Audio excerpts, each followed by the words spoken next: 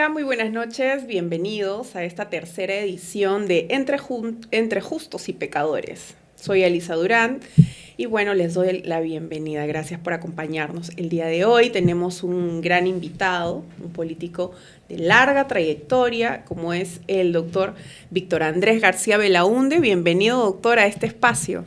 Muchas gracias por la invitación, un placer estar acá. Gracias por su tiempo, así que nos pueden hacer llegar las preguntas. Estamos en todas las redes sociales y estamos acá para responder esas inquietudes. En principio quería comenzar preguntándole acerca de su trayectoria política. ¿Cómo fue Víctor Andrés García Belaúnde de joven? ¿En qué partido entró? A ver, cuando yo tenía, no sé si 12 o 14 años,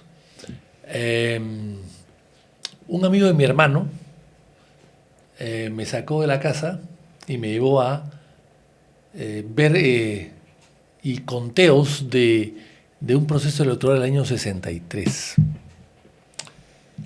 Este señor se llamaba Adolfo Lachea. Años después se convirtió en senderista. Wow. Y después murió, fue el canciller de Sendero y después murió. Fue deportado, extraditado al Perú y después murió, no sé si en la cárcel o en un hospital, pero fue un personaje muy, muy interesante, muy inteligente y muy radical se volvió ya de hombre maduro. Entonces él me llevó con él fui, él era de Acción Popular en ese momento, y con él hicimos algunos recorridos por Surco, por esta zona además, en las elecciones del año 63. Bueno, yo era escolar, o sea que no tenía ninguna idea, ni mucha buena idea, ni una gran idea tampoco de lo que era la política. Años después, el año 68, cuando se produce el golpe de Estado, yo salí a protestar con los estudiantes de algunas universidades, el 3 de octubre, el golpe de Estado, y en ese momento ya tenía 18 años o 19 años. Ya era estudiante de Derecho. Era estudiante de letras en ese momento, en la Católica. Y ahí, al salir a protestar en el golpe de Estado de Belaúnde, recibí una golpiza tremenda, acabé con 2 costillas rotas, con el nasal roto también, y acabé detenido porque en esas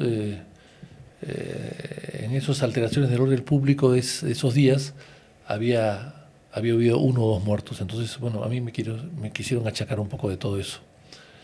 Entonces, esto sirvió para que el régimen militar me inicie un proceso contra mí por ataque a la Fuerza Armada, en el fuero militar. En el fuero militar. Yo estuve detenido poco tiempo, pero ahí estaba el proceso. Pero para suerte mía, o mala suerte de ellos, yo era menor de edad. La mayoría de edad en esa época era 21 años. No era 18. Igual que en Estados Unidos. Exactamente. Entonces, por lo tanto, yo no podía ser enjuiciado, sino mi padre. Ah. Y entonces mi padre en ese momento era el presidente de la Corte Suprema, entonces era un problema para él también. Ya venía usted ya de una casta política, digamos. Sí, bueno, estaba Belaúnde, tío mío, a quien yo lo conocía relativamente bastante. Y después terminó también siendo su secretario en el Así partido. Estaba mi abuelo Víctor Belaúnde, que había sido constituyente del 33. Mi padre fue juez, pero la influencia política era un poco más que por García, por Belaúnde, por mi tío y por mi abuelo Víctor Andrés. Y por mi tío Rafael Belaúnde, hermano de mi abuelo, que había sido primer ministro de Bustamante y Rivero. Entonces había cierta relación, pero relaciones, conocía de historias políticas a través de ellos, más que de los hechos mismos, porque yo era todavía un colegial. Luego, ante eso, mi padre decide que me vaya a estudiar al extranjero para evitar problemas, recomendado además por algunos amigos suyos militares, y entonces me voy yo a estudiar con una beca de cultura hispánica a España, y me quedo en España todo el Velascato prácticamente, todo el Velascato. Y después regreso al Perú, hago una reválida en San Marcos y empiezo un poco a vincularme a los procesos electorales de la constituyente, dentro del Partido de Acción Popular, ¿no? Ya había tenido contactos antes y ahí me inscribo. Ya como militante. Y ya como militante de Acción Popular y participo en las elecciones del año 80. No pude ser candidato porque las cúpulas en los partidos son muy complicadas. Yo era muy Pero además ya también venía usted de... Sí, a pesar de que había salido a las calles a protestar, había sido preso, detenido. Y además que era familia de... Era familia. Aún así, me cerraron No el pudo entrar. paso el año 80. No pude candidatar a nada.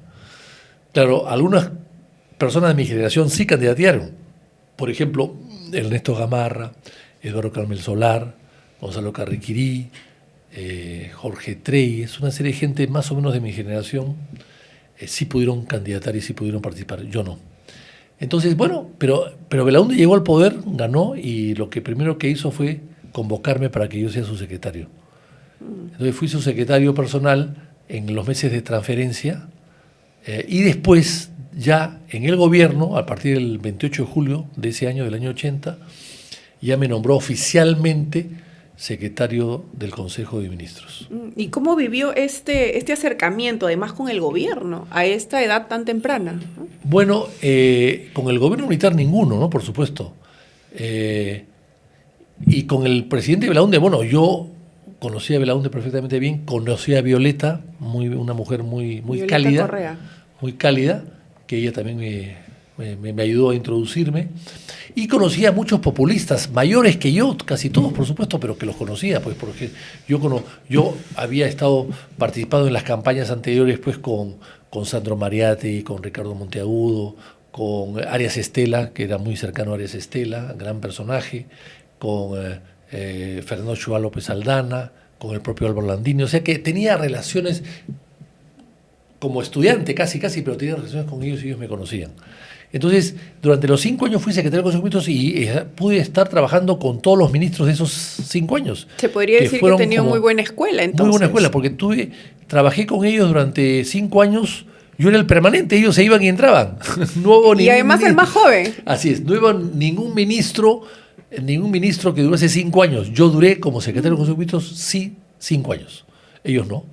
Entonces trabajé pues con cerca de 70 ministros en 5 años, que entraban y salían. Qué experiencia. A todos, a Ulloa, Kuczynski, qué sé yo, a todos los que pasaban por ahí, Arias Estela, Franco Ponce, Uriel García. ¿Arias Estela se refiere al actual personero legal del partido o al papá? Ese es el hijo, al papá. Okay. Yo me refiero al padre que ya falleció.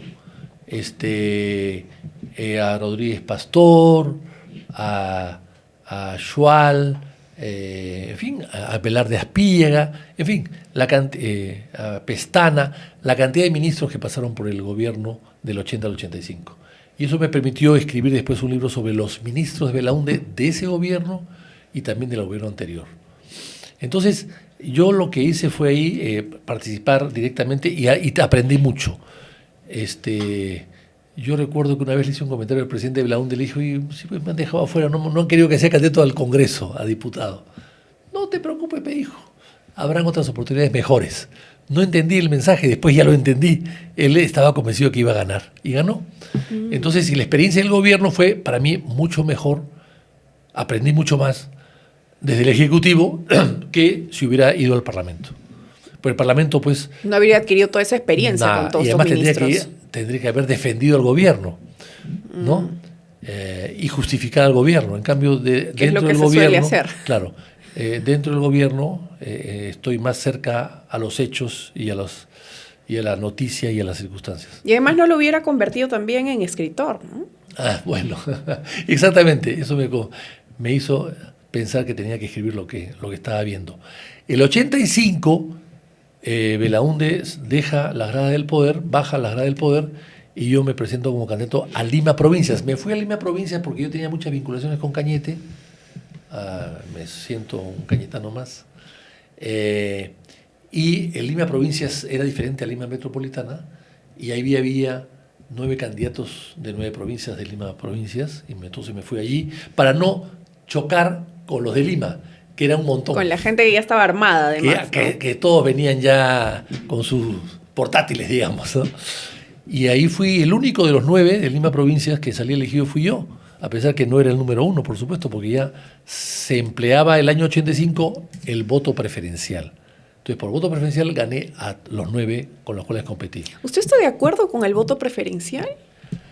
A ver, nunca me ha gustado la idea, pero yo creo que mi experiencia es que si no hubiese tenido voto preferencial nunca hubiese ganado, porque nunca estuve en número 1 ni número 2. Nunca. Siempre me pusieron atrás. Porque las elecciones internas no son lamentablemente transparentes en los partidos. Siempre No hay... son las más objetivas tampoco. Así No es. refleja, digamos. No refleja. Yo, por ejemplo, en el caso de Lima Provincia, para poner un ejemplo, yo competí con Hugo Mejía para la Secretaría General de Lima Provincia desde el año 84, un año antes de las elecciones del 85, y él me ganó lejos. Bueno, entonces él fue número 1 y yo fui pues número 5 o 6, qué sé yo. Pero en las elecciones generales, en la votación de Lima Provincias preferencial, yo le saqué 10 veces más que él. Entonces, la pregunta es, o el partido elige a los más cercanos sin ser los más populares fuera del partido, o hay cosas raras que suceden que te dan una votación que no es tuya. Los votos golondrinos también Así le es. llaman. Pero fuera, el voto preferencial es un voto que refleja quién te quiere dentro del partido y quién te aprecia también fuera del partido. El voto preferencial, la ventaja es que es más exacto, más preciso, más fiel a tu popularidad dentro del partido y fuera del partido, y tu imagen fuera del partido. En cambio, cuando no hay preferencial, escogen a los que escoge el partido en elecciones a veces raras y extrañas, por no decir manipulables, y se eligen personajes que afuera no tienen Nadie los ninguna, conoce. nadie los conoce, ni nadie los recuerda, ni nadie va a votar por ellos. Y además que eso lleva al declive a estos partidos. Por Así eso hay tantos ese es que el han mejor desaparecido. ejemplo. Yo he ¿no? sido, en todas las elecciones, he sido 5 veces elegido parlamentario, 5. Nunca he sido número 1. Y siempre he ganado con el número 1. Algo está pasando. El partido no escoge bien, o es que sencillamente hay personajes que fuera del partido tienen popularidad, pero no lo tienen adentro. Además que creo que los primeros números terminan siendo los más caros, ¿no? Bueno, no, yo diría que son los más baratos, ¿Usted porque, cree? porque la gente, el 30 o 40% de los que hacen ejercicio del voto preferencial, votan 1 y 2 sin saber quiénes están, pensando y creyendo que el partido ha elegido a sus mejores cuadros en el 1 y el 2. Entonces, si tú estás atrás, yo era el número 8, he sido muchas veces el número 8, por eso es que ahí viene Vitocho es el 8. Por ahí viene Vitocho es el 8, porque era así el número 8, entonces tenía que poner algo que me Estrategia vincule. en marketing. Así es, entonces 8, Vitocho es el 8, pues tenía que poner, si no, no sabían dónde estaba. En cambio, los que están atrás tienen que gastar en su campaña, o esforzarse más, o gastar más, para poder contrarrestar al 1 o 2 que no necesitan casi propaganda ni publicidad, porque siempre la gente vota 1 o 2. Por eso decía los más caros, porque justamente porque la gente no sabe quién va de 1 y va de 2, entonces adentro del partido te cuesta más, ¿no? Entonces son como bueno, que los cupos que van. puede ser que, pero en el partido, yo hablo del mío, no de otros, las cuotas para inscribirse son iguales para cualquier número, son iguales.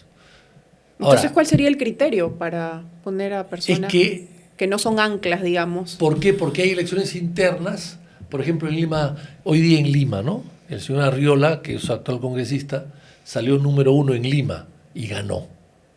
Bueno, sacó 300 o 400 votos en ATE, no se sabe cómo, y con eso ganó el número 1 y fue el número 1. Y el resto de las personas fueron número 2, 3 o 4. Y él ganó por ser número 1, nadie lo conocía, yo mismo no lo conocía. Wow. Porque era de ATE y de reciente data, de reciente inscripción. Si él pagó o no pagó, no, lo que hizo, creo, es haber juntado a 300 o 400 personas en ATE, en sus distritos, inscribirlas y llevarlas a elecciones. Si eso le costó, evidentemente eso le puede haber costado. Pero no significa que haya tenido que comprar a alguien en el partido. En el partido para poner número 1. Ok. Y bueno, hay muchas preguntas alrededor, tocando un poco el tema del nepotismo. Teniendo usted ya en ese entonces el acercamiento con su familia y el haber entrado al partido, y haber tenido, bueno, la facilidad de aprender, ¿no? De tener un número, porque evidentemente, pese a que tenía familiares ahí, no lo han dejado postular a un principio, ¿no? Y esto un poco comparando el caso que tiene Milei, en donde nombró a su hermana como secretaria, y que hoy en día sí es un completo escándalo, ¿no? A ver, la ley de nepotismo en el Perú es reciente. Sí, es una figura Y reciente. yo diría que inclusive fue aprobada en época del Fujimorismo. Creo que fue el año 98 o 99, al final del gobierno de Fujimori. Entonces, cuando Belaúnde, tío mío, primo hermano de mi madre, su padre, Rafael Belaúnde, tío mío, muy querido, hermano de mi abuelo, Víctor Andrés, los dos hermanos, Rafael y Víctor Andrés, eran muy unidos y fueron deportados juntos por ley a los años 20. Y por eso es que Belaúnde estudió y mi madre también estudiaron fuera, en Francia y en Estados Unidos, no porque fuesen familias adineradas, sino fueron familias deportadas. O porque tuvieron la oportunidad, sino por la necesidad tuvieron que irse. Fueron familias deportadas. Entonces, el hecho es que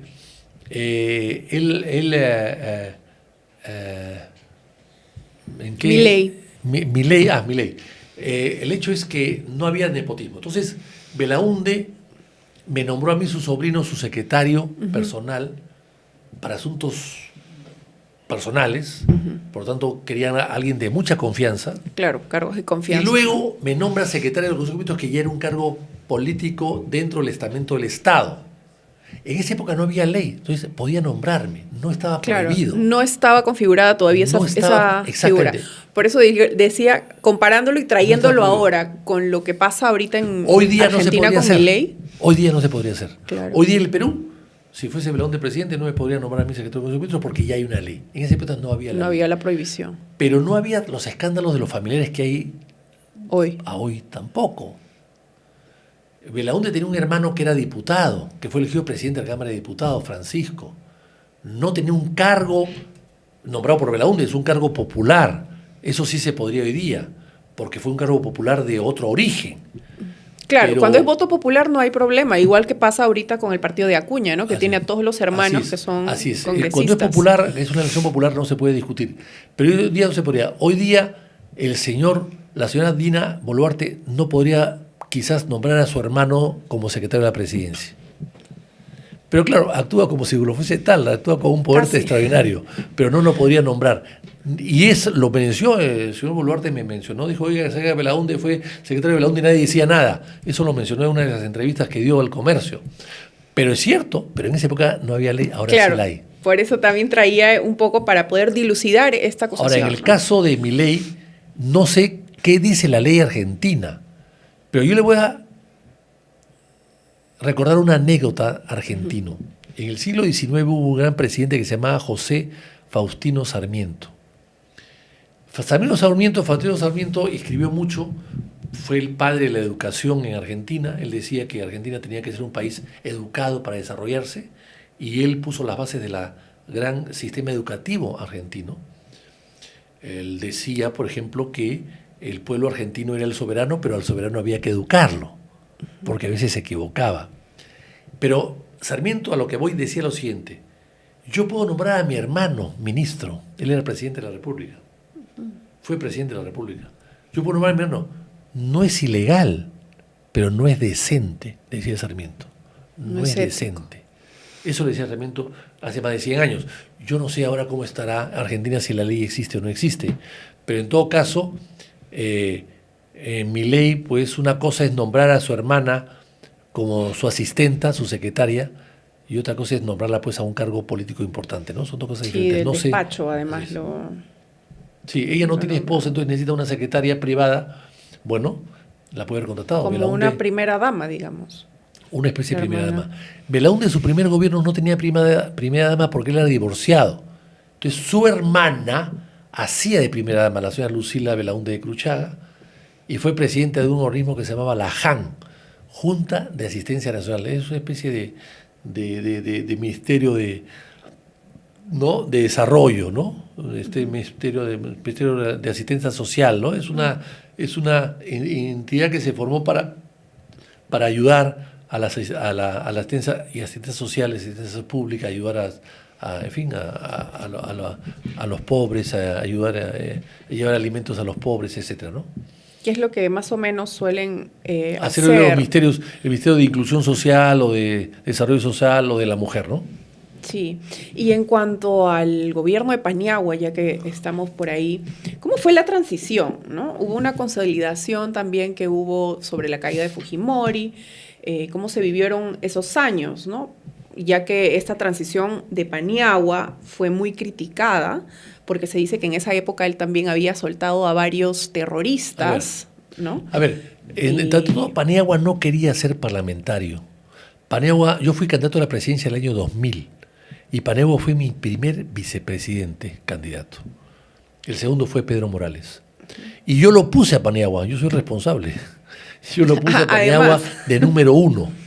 En ese momento el número 1 era distrito único, toda la lista. No había listas por departamentos, sino era una lista única para todo el Perú. Y yo lo puse el número 1 porque era mi vicepresidente y dejé de lado a Salinas Sedó y lo puse a Salinas Sedó número 4. Yo exigí eso porque era candidato y tenía algún derecho para poner. Paniagua era mi secretario general, mi vicepresidente, yo quería que sea número 1. Él no quiso, lo convencí y fue número 1. Y gracias a ser número 1 ganó, si no, no gana. Por 300 votos solamente entró. Y dentro ya se lució. Y nadie lo conocía, el Chaparrito. Nadie lo conocía. Nosotros lo conocíamos, por supuesto que sí. En Cusco algún sector lo conocía porque había sido profesor. Pero la gran masa del pueblo no lo conocía, no sabía quién era. En el Congreso no lo conocían. Pero hubo un debate en septiembre de ese año, muy interesante, entre Tudela y Paniagua.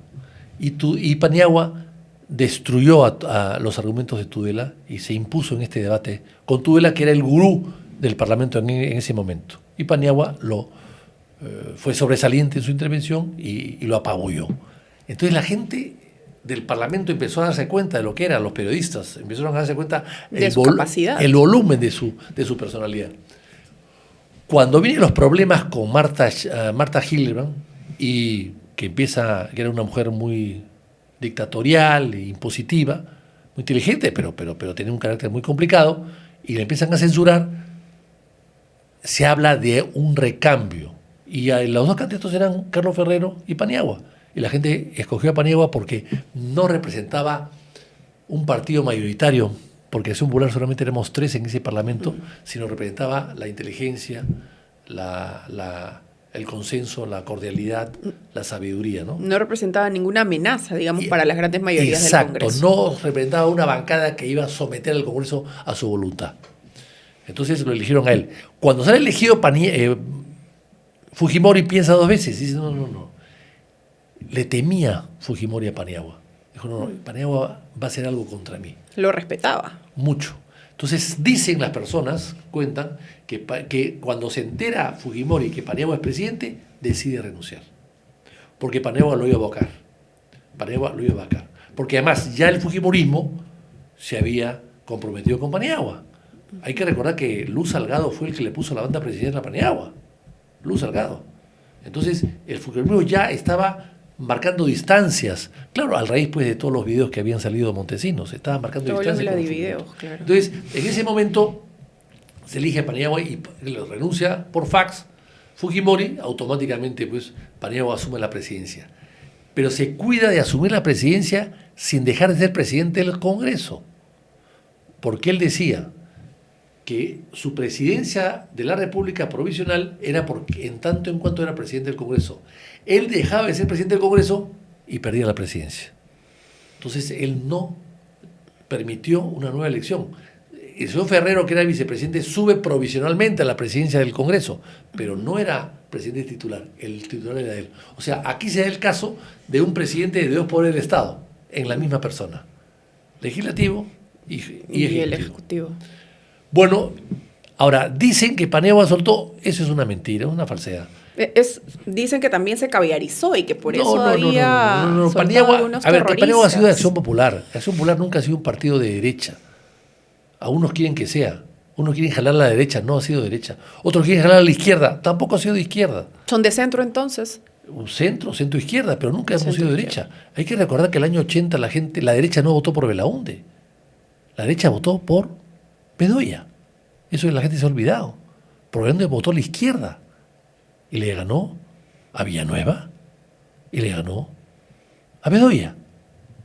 Así de simple. Entonces, que quieran decir que Belaunde o que Acción Popular eran de derecha y que ahora se ha caballerizado, no, nunca ha sido de derecha. Así de simple, o sea, la gente está desubicada. Se Entonces, ha perdido un poco la brújula entre qué partidos obedecen a qué pensamientos. El Acción Popular no puede ser un partido de derecha, ni puede ser un partido liberal o neoliberal, porque es el partido que creó el Banco de la Nación. O sea, un partido que crea el Banco de la Nación, que le quita plata a los bancos privados para manejar su dinero él, no es alguien que sea un liberal, pues. Los liberales no crean bancos. Los liberales no construyen aeropuertos, no construyen hospitales. Los liberales dejan que el mercado haga todo. Y que la libre competencia. Libre competencia y abuso de la competencia también, sin reguladores. Entonces, lo que quiere acá los liberales es eso, que el Estado sea un espectador. No. Con Acción Popular el Estado nunca ha sido un espectador. Construía carreteras, construía viviendas, construía escuelas, construía hospitales, construía puertos, aeropuertos. Bueno, esa era Acción Popular. Creaba la empresa Banco de la Nación, la creó, construyó la Pampilla. No es un partido liberal, no es un gobierno liberal. Belaunde no era un liberal. A pesar que algunos quieren decirlo que sí, pero no era liberal. Entonces, lo que ha hecho Paniagua es seguir con la ruta del partido y nada más. Y lo que hizo Paniagua fue aplicar lo que la Comisión Lanciera había hecho. Nada más.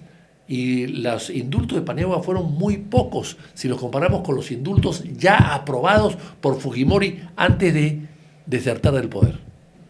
Así que no es verdad eso. Eso es, lo que pasa que no le pueden decir nada a Paniagua, algo te tienen que criticar. Algo tienen que sacar. Algo tienen que criticar, entonces le critican a la liberación. No, Paniagua no liberó a nadie.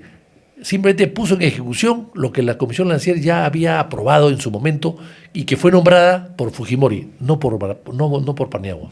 En el 2016, creo que la última campaña de Valentín Paniagua, hubo una gran polémica de parte del PPC, de parte de Lourdes, que les pedía que se retirasen para que Alan García no pase a segunda vuelta. Esto me imagino que habrá generado mucha molestia entre los militantes. El PP siempre se ha equivocado, por eso es que nunca llegó al poder.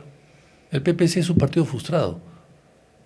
70, 60 años participando en política y nunca llegó al poder. Lo máximo que pudo hacer fue llegar al Parlamento y llegar a algunas alcaldías. Un partido municipal, no nacional. Entonces, es un partido que siempre ha tenido municipalidades. Se equivocó en varios motivos. Bueno, yo no estoy acá para criticar al PPC, evidentemente, ¿no? Pero lo cierto es que el PPC se ha equivocado. Había que apoyar a Paniagua, en todo caso, que ya había tenido una buena performance. Terminó con un 6% de votación. 6 algo más, sí, 6 o 7%. Muy poco, cierto, pero Paniagua había hecho un gran gobierno, pero el PPC compitió y Lourdes se equivocó, porque Lourdes después se alió a García y perdieron los dos. Sí, creo que perdieron los dos. Y García ganó el 2006 básicamente porque estaba Ollanta Humala de candidato que amenazaba más que García. Hay que recordar que la segunda vuelta la crea el APRA para ganar ellos.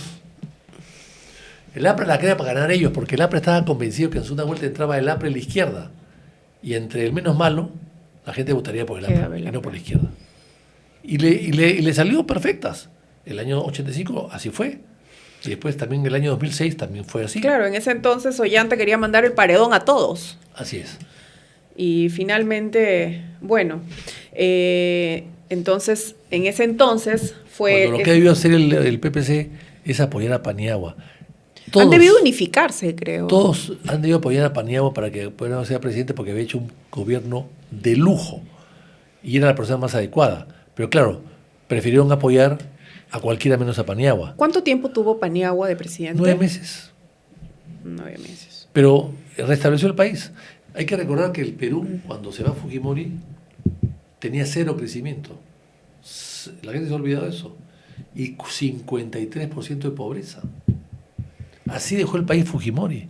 Fujimori no cae solamente por los Vladivideos, cae porque ya no era insostenible su gobierno. Estaba en una crisis económica espantosa. Y esa crisis económica había fomentado el descontento hacia Fujimori. Insisto, 53% de pobreza, 0 de crecimiento. El año 2000, 99-2000.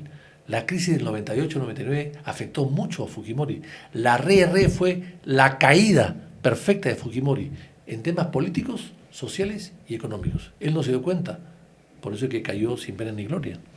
En el 2016 y ya en el 2018, que yo le estaba llamando un poco la resurrección de Acción Popular, porque después de la campaña del 2006 fue un poco cuesta abajo, me imagino por temas internos, problemas que siempre hay en todos los partidos institucionales, la postulación de Barnechea. Eso tenía fue muy una muy buena proyección.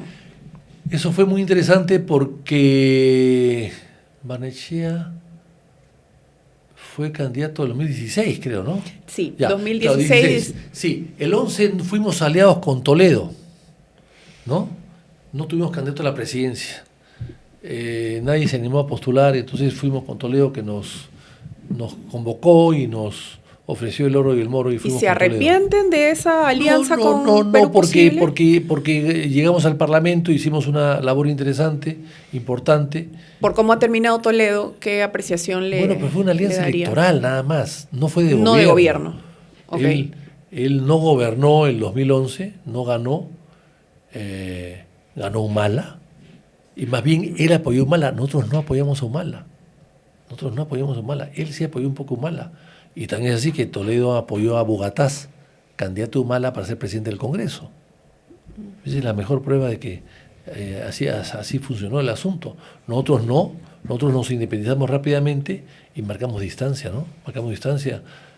Y en 2016 lanzamos a Barnechea, yo fui el vicepresidente de Barnechea. Y se proyectaba a llegar a segunda vuelta con Keiko hasta que el chicharrón se les cruzó. Bueno, fue una campaña, fue la trampa del offside, ¿eh? O sea, había que bajarse a Barnechea. Entonces empezaron a intentar bajarse de muchas maneras y finalmente en el tema de chicharrón cayó. Esa es la verdad. Pero Barnechea llegó a tener 19% de aceptación popular. Llegó a estar en el número 1, ¿no? Sí, tenía muy buena proyección, claro. Pero ¿qué análisis le merece a esto? Que el público, el electorado, termine bajándose un candidato por un chicharrón. Sí, bueno, es que así es, lamentablemente toda la televisión se tiró encima de Barnechea, toda la televisión, una propaganda feroz. Una campaña mediática, pero... Feroz y el chicharrón y otras cosas más que surgieron ahí. Y después yo creo que Barnechea se agotó.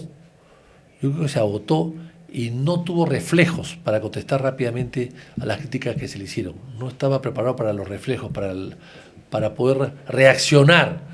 Y eso fue fatal. O se reaccionó tardíamente, que es lo mismo. Sí, yo creo que fue tardío un poco. Sí, así es. Y perdimos, sí.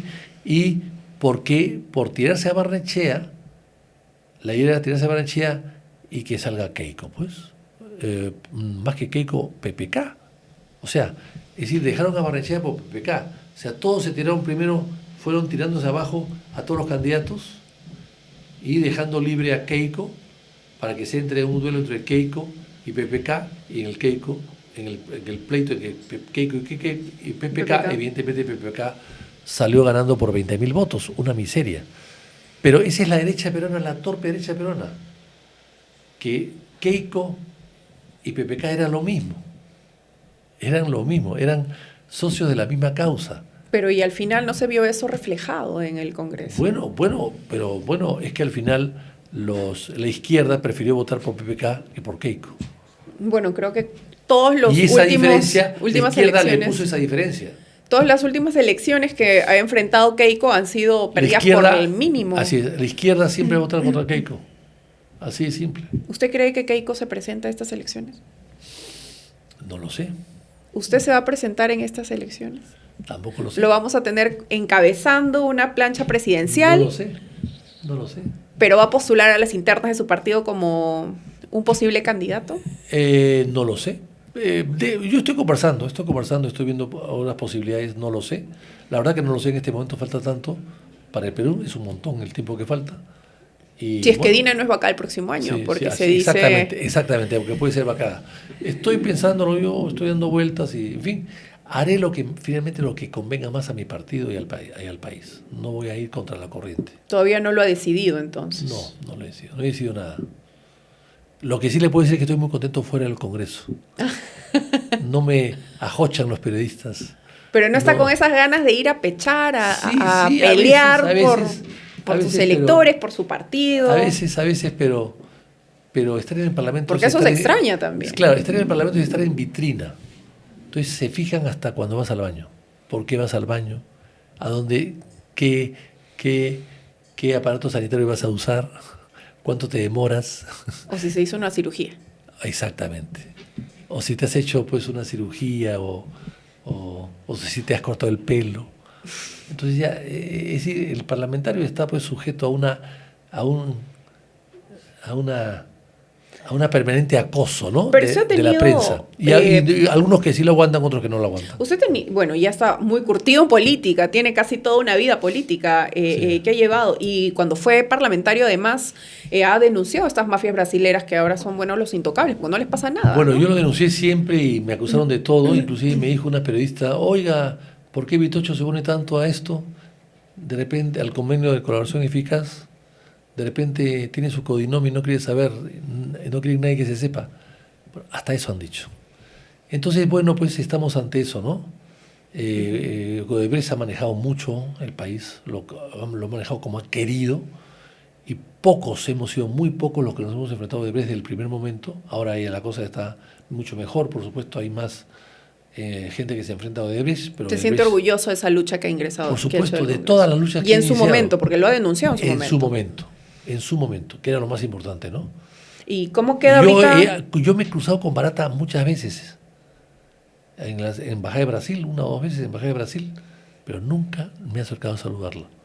Pero siempre he visto que mucha gente se acercaba a saludarlo como si fuese el virrey del Perú. Yo lo he visto. Entonces, ahora ya sabemos por qué. Es hecho de haber visto cómo la gente hacía cola para saludarlo, al embajador de Brasil, que era Doña Casa, y después a Barata, en la misma recepción, me daba mala espina. Acá hay algo raro, esto no es normal. Años después nos damos cuenta las razones.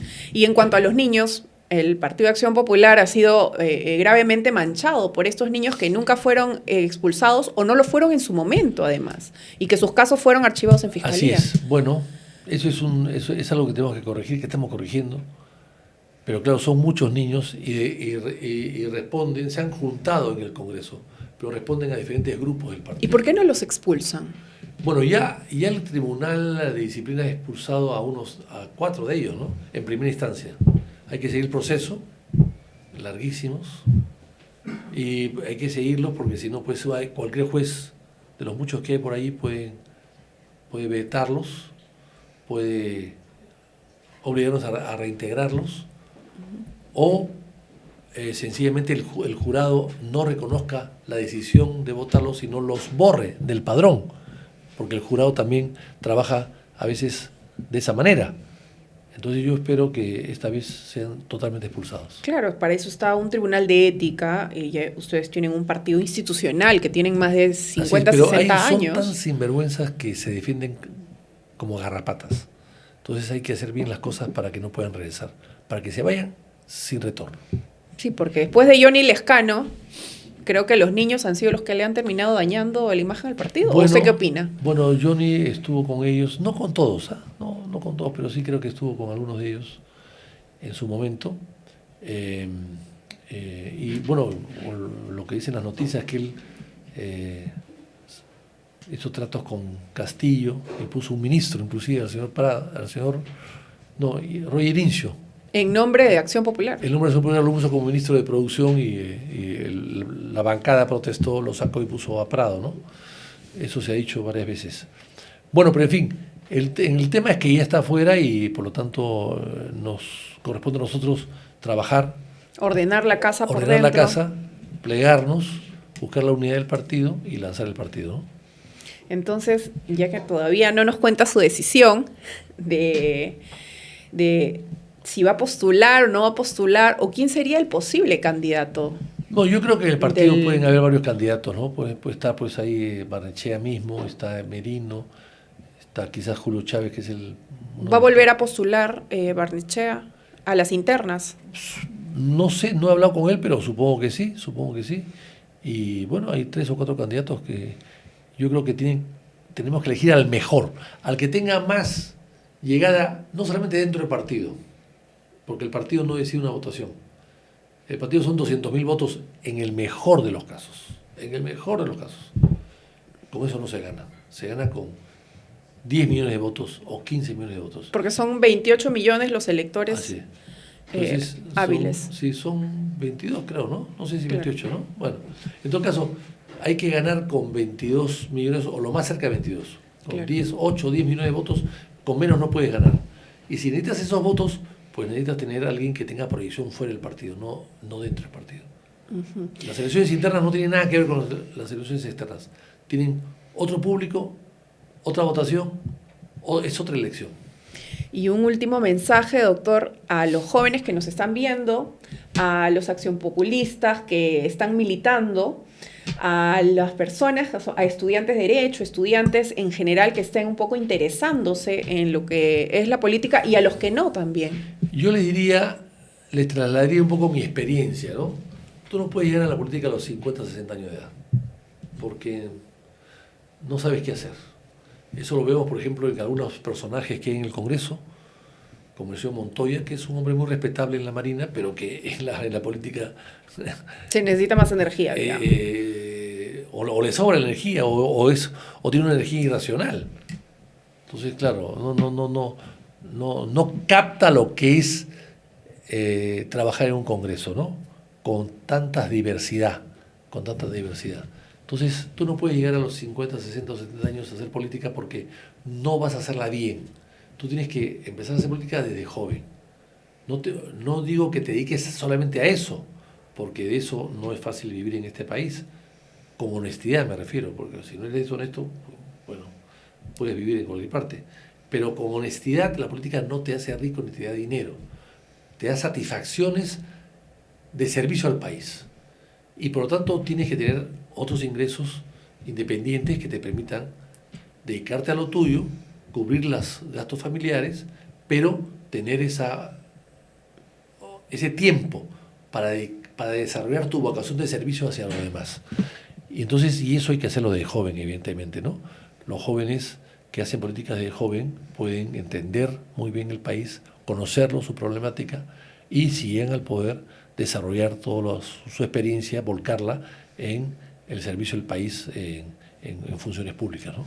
Y sobre todo, lo más importante es aprender a respetar la institucionalidad, doctor, ¿no? Claro. El empezar a militar y el tener estas instituciones dentro del partido, pienso que les ayuda mucho. Claro, cuando lo ya importante están fuera. es que conozcan el aparato del Estado por dentro, y que respeten el funcionamiento del Estado tal como está ahora, ¿no?